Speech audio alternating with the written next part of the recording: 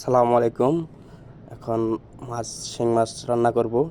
শিং মাছ আমার কাটা পিস করা শেষ। এখন আমি তরকারি উঠাবো, সুন্দর করে পরিষ্কার করে নিচ্ছি।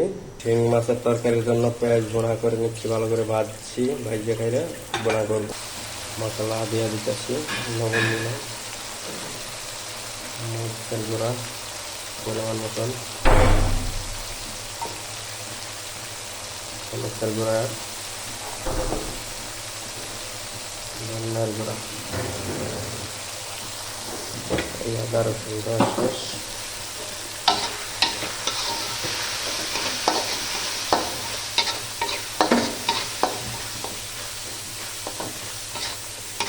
ভালো করে নেড়ে ছেড়ে নিলাম। মশলা কষানি শেষ, শিং দিয়ে দিচ্ছি।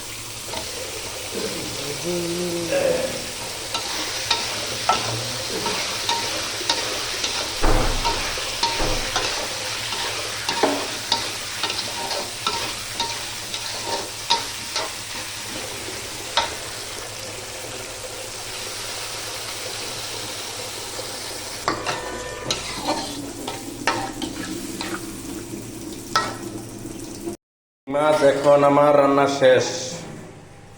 এখন আমি বাটি করব।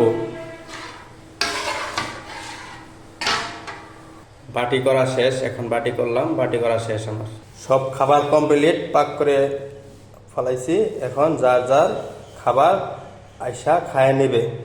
এখন আমার রান্না শেষ, এখন আমি রেস্ট নিচ্ছি। রোদে বয়ে রয়েছি।